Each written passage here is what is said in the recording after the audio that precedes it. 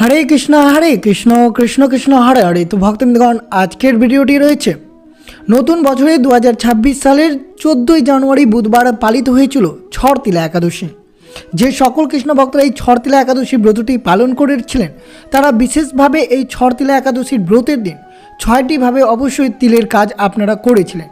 যদি আপনারা 6টি তিলের কাজ না করে থাকেন তাহলে অবশ্যই ব্রতের পালনের দিন অবশ্যই আপনারা এই 6টি তিলের কাজ অবশ্যই যদি করতে পারেন তা অত্যন্ত শুভ হতে পারে। কিন্তু মনে রাখবেন, এই ছড়তিলা একাদশী ব্রত পালন করে যদি আপনারা ব্রতের পালন না করেন দ্বাদশী তিথিতে তাহলে ব্রতের কোনো পূর্ণ ফলাফল পাওয়া যাবে না। বিশেষ করে আপনারা অবশ্যই ছড়তিলা একাদশীর ব্রতের পালন মন্ত্র জপ করে এই খাবারটি গ্রহণ করে আপনাদেরকে ব্রতের পালন করতে হবে। এবং 2026 সালের 14ই জানুয়ারি বুধবার পালিত হয়েছিল ছড়তিলা একাদশী। যে সকল কৃষ্ণ ভক্তরা অবশ্যই এই ব্রতটি পালন করেছিলেন, কিন্তু তাদেরকে অবশ্যই পরের দিন অর্থাৎ দ্বাদশী তিথিতে 15ই জানুয়ারি বৃহস্পতিবার কোন শুভ সময়ে এবং কোন মন্ত্র জপ করে এবং কোন কোন খাবার খেয়ে এই ছড়তিলা একাদশীর ব্রতের পালন করবেন তা অবশ্যই শ্রবণ করবেন। যদি আপনারা ব্রতের পালন সঠিক নিয়মে করতে না পারেন তাহলে ব্রতের কোনো পূর্ণ ফলাফল অর্থাৎ ব্রতটি আপনার কিছুতেই সম্পূর্ণ হবে না। তাই অবশ্যই আপনারা শুরু থেকে শেষ পর্যন্ত ভক্তি সহকারে শ্রবণ করবেন যে ছড়তিলা একাদশীর ব্রতের পালনের সময় কখন রয়েছে, পালনের কোন মন্ত্র রয়েছে। তো অবশ্যই ছড়তিলা একাদশী ভিডিওটি অত্যন্ত গুরুত্বপূর্ণ হতে চলেছে, তাই ভিডিওটি অবশ্যই শুরু থেকে শেষ পর্যন্ত ভক্তি সহকারে শ্রবণ করবেন। আর চ্যানেলে নতুন হয়ে থাকলে দয়া করে চ্যানেলটিকে সাবস্ক্রাইব করবেন, লাইক করবেন, কমেন্টে ভক্তি ভালোবাসা শ্রদ্ধা দিয়ে জয় শ্রীকৃষ্ণের জয় লিখে দিতে ভুলবেন না। এই শুভ দিনটিতে অবশ্যই ভিডিওটি আপনারা শুরু থেকে শেষ পর্যন্ত ভক্তি সহকারে শ্রবণ করুন। 2026 সালের নতুন বছরের 14ই জানুয়ারি বুধবার পালিত হয়েছিল মাঘ মাসের প্রথম একাদশী ছড়তিলা একাদশী।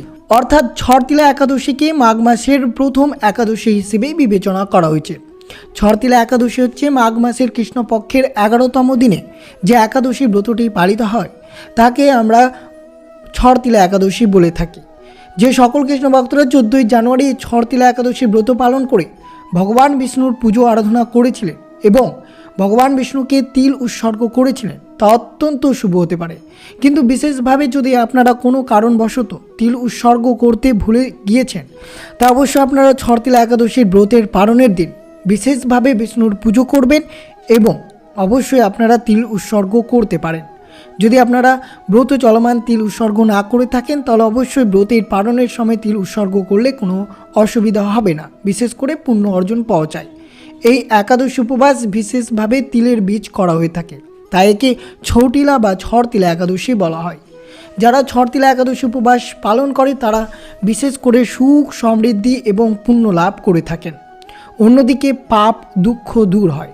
তো অবশ্যই জানবেন ছড়তিলা একাদশীর ব্রতের পালন কিভাবে করবেন, শুভ সময়ে পালন করবেন। যদি আপনারা পালন সঠিক নিয়মে না করতে পারেন তাহলে ব্রত করে কোনো পূর্ণ ফলাফল পাওয়া যাবে না।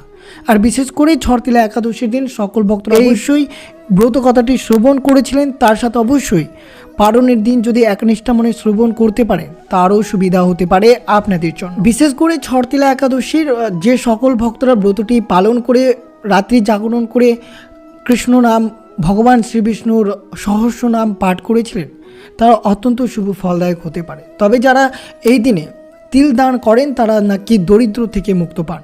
কিন্তু বিশেষ করে মনে রাখবেন ছড়তিলা একাদশীর মধ্যে পঞ্চরবি শস্যের মধ্যে একটি তিল পড়ে, তাই আপনারা যদি ছড়তিলা একাদশী ব্রত পালন করে বস্ত্র অভাবীদের টাকা দান করতে পারেন তা অত্যন্ত শুভ। কিন্তু মনে রাখবেন আপনি ছড়তিলা একাদশী ব্রত পালন করে কিছুতেই তিল দান করবেন না। অবশ্যই আপনারা ব্রতের পালনের দিন তিল দান বা খাদ্য দান করতে পারেন, তা অত্যন্ত শুভ হতে পারে।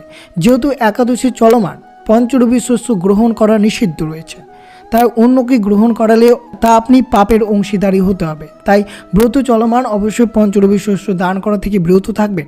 বিশেষ করে আপনাদেরকে এই ছড়তিলা একাদশীর ব্রতের পালনের দিন পালন সম্পূর্ণ করে তবে আপনারা তিল বা খাদ্য দান করতে পারেন, তা অত্যন্ত শুভ হতে পারে আপনাদের জন্য। এই দিনে অর্থাৎ এই ছড়তিলা একাদশীর দিনে যে সকল ভক্তরা গঙ্গা নদীর মতো পবিত্র নদীতে স্নান করতে পেরেছেন তা অত্যন্ত শুভ। যারা পারেননি তারা অবশ্যই বাড়িতে এক বালতি জলে সামান্যটুকু গঙ্গা জল কালো তিল মিশিয়ে আপনারা স্নান করবেন বা অবশ্যই পালনের দিন করতে পারেন। ছড়তিলা একাদশীর পালনের দিন অবশ্যই দান করলে মৃত্যুর পর স্বর্গ নিশ্চিত হয়। অবশ্যই আপনারা ছড়তিলা একাদশীর ব্রতের পালন কখন করবেন তা অবশ্যই শ্রবণ করুন। সকল ভক্তরা অবশ্যই 14ই জানুয়ারি বুধবার এই ছড়তিলা একাদশীর ব্রতটি পালন করেছিলেন। অর্থাৎ একাদশীর পরের দিন অর্থাৎ দ্বাদশীতে সঠিক নিয়ম, সঠিক আচার বিধি মেনে সঠিক সময় দেখে অবশ্যই ব্রতের পালন করতে হয়। যদি পালন সঠিক নিয়ম বা সঠিক সময়ে পালন না করা হয় তাহলে ব্রতটি কিছুতেই সম্পন্ন হয় না। তা অবশ্যই আপনারা শ্রবণ করুন কখন পালন করবেন। 15ই জানুয়ারি বৃহস্পতিবার অবশ্যই ব্রহ্মা মুহূর্তে ঘুম থেকে উঠতে হবে। বিশেষ করে ভোর 4টে থেকে 6টার মধ্যে ঘুম থেকে উঠে অবশ্যই আপনারা তিলের তেল লাগিয়ে স্নান করতে পারেন। জলে তিল মিশিয়েও স্নান করতে পারেন ব্রতের পালনের দিন। অবশ্যই তিল দিয়ে সূর্যকে অর্ঘ্য প্রদান করবেন। ভগবান বিষ্ণুর উদ্দেশ্যে তিল নিবেদন করবেন। 6 ধরনের তিল ব্যবহারের কারণে একে ছড়তিলা একাদশী বলা হয়ে থাকে। তা অবশ্যই আপনারা ব্রতের পালনের দিন এই নিয়মটি করতে পারেন। যেহেতু ছড়তিলা একাদশী ব্রতটি পালন করে ব্রতের পালন যদি করতে পারেন সঠিক নিয়মে তাহলে সমস্ত পাপ নষ্ট হয় এবং মোক্ষ লাভ অর্জন হয়। ভগবান বিষ্ণুর পালনের সময় আপনাদেরকে ছড়তিলা একাদশীর ব্রত কথাটি শ্রবণ করতে হবে।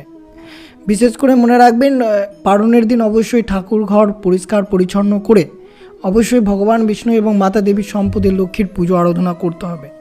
এবং বিশেষ করে আপনারা অবশ্যই ব্রতের সময় যেভাবে পুজো অর্চনা করেছিলেন, যেভাবে ভগবানকে ভোগ নিবেদন করেছিলেন সেইভাবে অবশ্যই ব্রতের পালনের দিন অবশ্যই ভোগ নিবেদন করতে হবে। কিন্তু বিশেষ করে মনে রাখতে হবে ভোগ নিবেদনের সময় অবশ্যই তুলসী পত্র আপনাকে যোগ করতে হবে। এরপর অবশ্যই আপনারা এই শুভ সময়ে ব্রতের পালন করতে হবে। পালনের সময় রয়েছে 14ই জানুয়ারি 2026 বুধবার একাদশী ব্রতটি পালন করেছিলাম।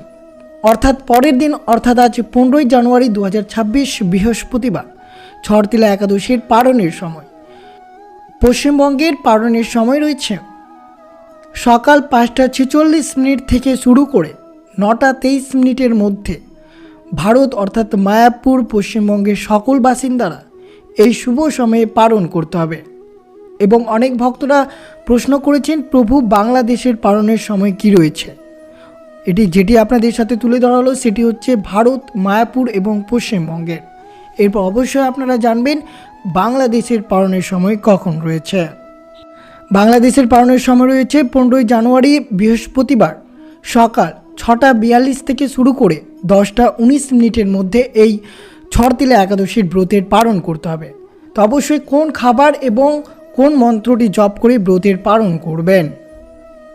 অবশ্যই আপনারা এই শুভ সময় ব্রতের পালন করবেন এই মন্ত্রটি পাঠ করে। মন্ত্রটি হচ্ছে একাদশং নিরাহারো ব্রত নানেন কেশব প্রসিদ সমক্ষনাথ জ্ঞান দৃষ্টি প্রদভব।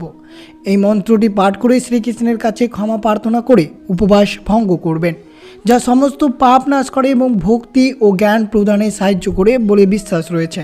তো অবশ্যই আপনারা ছড়তিলা একাদশীর ব্রতের পালন করবেন। পালনের সময় তুলে ধরা হলো এবং অবশ্যই পালনের মন্ত্রটি আপনারা পালনের সময়ে 3 বার পাঠ করে ব্রতের পালন করবেন।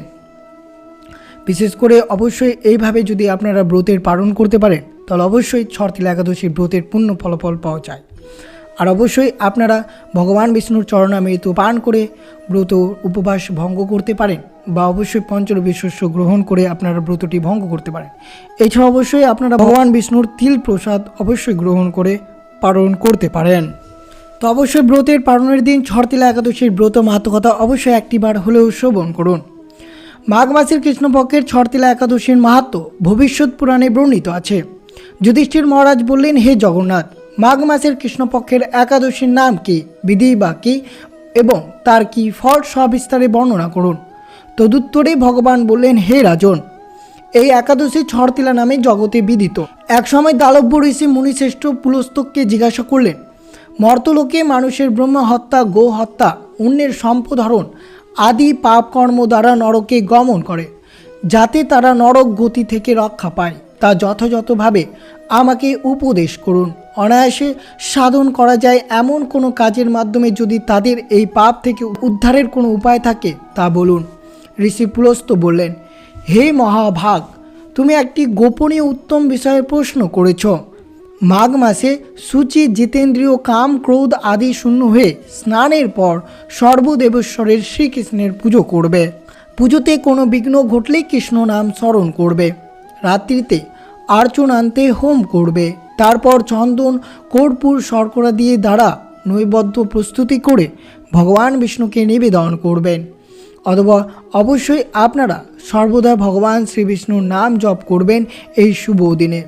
বিশেষ করে মনে রাখবেন, এই ছড়তিলা একাদশীতে ভগবান বিষ্ণুর ঘাম থেকে তিল উৎপন্ন হয়েছিল, তাই অবশ্যই তিলের ভূমিকা অত্যন্ত গুরুত্বপূর্ণ এই ছড়তিলা একাদশীতে। এই ছড়তিলা একাদশীতে তিল দিয়ে 6 প্রকার কাজ করলে সর্বপাপ বিনষ্ট হয়।